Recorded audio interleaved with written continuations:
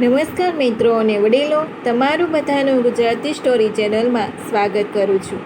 ભાગીને લગ્ન કર્યાના થોડા સમય પછી પત્નીએ પતિને કહ્યું, હું માતા બનવાની છું.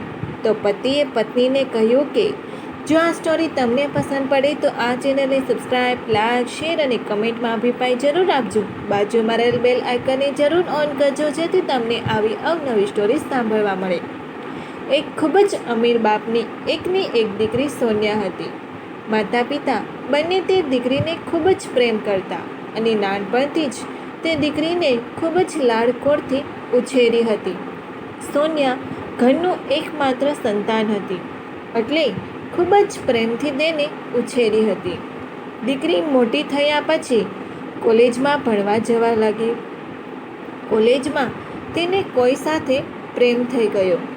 તેની આ વાત ઘરે આવીને તેના માતા પિતાને કરી અને કહ્યું કે તે તેના સાથે જ લગ્ન કરવા માંગે છે. પિતાએ છોકરા વિશે તપાસ પણ કરાવી અને થોડા દિવસ પછી તેની દીકરીને લગ્ન કરવાની પણ ના પાડી અને કહ્યું કે તું આ છોકરાને હવે મળતી નહીં. પરંતુ સોનિયા માની નહીં. તેના માતા પિતા સાથે પણ તે ઝઘડો કરવા લાગી. પરંતુ માતા પિતાએ તેની શાંતિથી સમજાવીને કહ્યું કે હું જે કહું છું તે તારા હિત માટે કહું છું, તું પ્લીઝ માની જા. તે ત્યાંથી ચાલી ગઈ.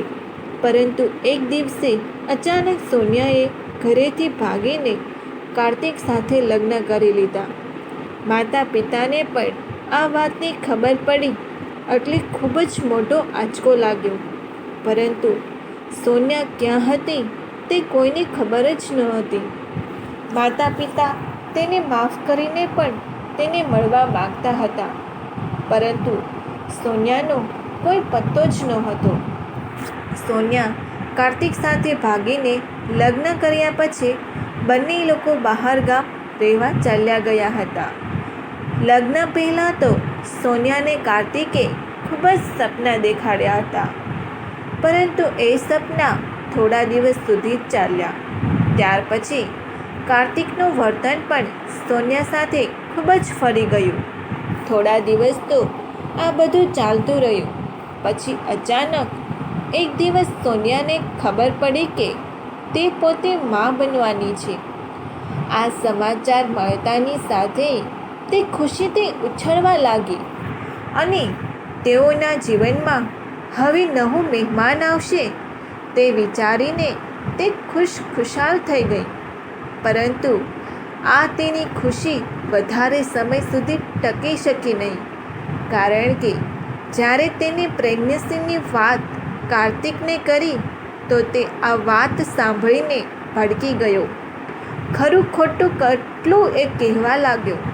થોડા સમય સુધી ગુસ્સામાં રહ્યા પછી તે ક્યાંક ચાલ્યો ગયો. સોનિયાને એમ હતું કે હમણાં રાત્રે પાછો આવી જશે, પરંતુ કાર્તિક 2 દિવસ પછી પણ પાછો ન ફર્યો. તે સોનિયાને એકલી મૂકીને ક્યાંક ચાલ્યો ગયો હતો. સોનિયાએ તેને શોધવા માટે અનેક પ્રયાસો કર્યા હતા, પરંતુ બધા પ્રયાસો વ્યર્થ ગયા હતા.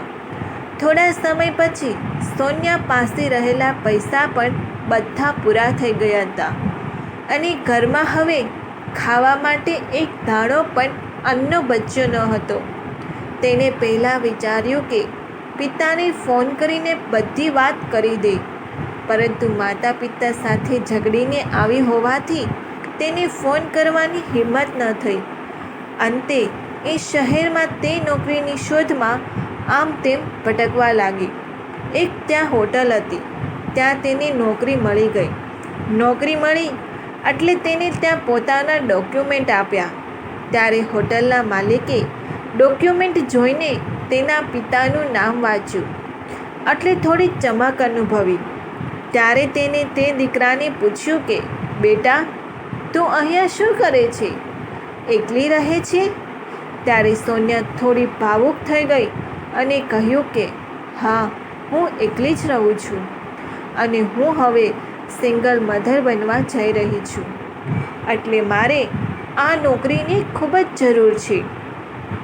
સિંગર મધર શબ્દ સાંભળીને હોટલના માલિકને લાગ્યું કે કંઈક તો ગડબડ છે.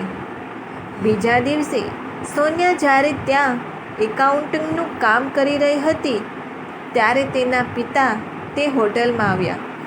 ઘણા સમય પછી તેના પિતાને જોઈને તે ભાવુક થઈ ગઈ. પિતાએ તેને પૂછ્યું કે બેટા, તું અહીંયા શું કરી રહી છે? ત્યારે તે ઊભી થઈને તેના પિતાને માત્ર ભેટી પડી. તેના ગળે જાણે ડૂમો ભરાઈ ગયો હતો. તે એક પણ શબ્દ બોલી ન શકી. પિતા પણ તેને રડતી જોઈને ભાવુક થઈ ગયા અને પૂછવા લાગ્યા, બેટા, શું થયું છે? કેમ રડી રહી છો? ત્યારે રડતા રડતા સોનિયાએ તેના પિતાને બધી વાત જણાવી. ત્યાર પછી બધી વાત પૂરી કરીને કહ્યું, પપ્પા, મને માફ કરી દો અને મને પ્લીઝ ઘરે પાછી લઈ જાઓ. હું ગમે તે થાય, પરંતુ મારા આ બાળકને ખોવા નથી ઈચ્છતી. પિતા સોનિયાને કહેવા લાગ્યા કે બેટા, અમે તને શોધવાની ઘણી કોશિશ કરી રહ્યા હતા, પરંતુ ખબર નહીં તમે ક્યાંય મળ્યા જ નહીં. હું વર્ષો પહેલાં જ્યારે આ શહેરમાં નોકરી કરતો હતો ત્યારે દરરોજ બપોરે અહીંયા આ હોટલમાં જમવા માટે આવતો હતો અને આજે તારા ડોક્યુમેન્ટ જોઈને હોટલના માલિકે મને ફોન કર્યો હતો અને જણાવ્યું હતું કે તમારી દીકરી અહીંયા છે અને મને લાગે છે કે તે થોડી તકલીફમાં છે. એટલા માટે જ હું તરત જ આજે અહીંયા આવી ગયો છું. ચાલો આપણે ફરી પાછા આપણા ઘરે જતા રહીએ. પિતાએ હોટલના માલિકનો ખૂબ આભાર માન્યો અને બંને હોસ્પિટલે દેખાડવા માટે પણ ગયા. ત્યાર પછી તેઓ પોતાના શહેર પાછા ફર્યા અને ફરી પાછી માતા પિતા સાથે તે દીકરી રહેવા લાગી. એ દિવસે તે દીકરીને સમજાઈ ગયું હતું કે માતા પિતાથી વધુ પ્રેમ આ દુનિયામાં કોઈ કરી શકે નહીં. સુખ અને દુઃખ તો આવતા જ રહે છે, પણ દુઃખ હોય ત્યારે પણ મા બાપ માત્ર ખુશીઓ અને પ્રેમ આપે છે. જો આ સ્ટોરી તમને પસંદ પડી હોય તો દરેક લોકો જોડે સાથે શેર કરજો. આવી સ્ટોરી સાંભળવા માટે આ ચેનલને સબસ્ક્રાઈબ, લાઈક, શેર અને કમેન્ટમાં અભિપ્રાય જરૂર આપજો. સાંભળવા માટે ખૂબ ખૂબ આભાર.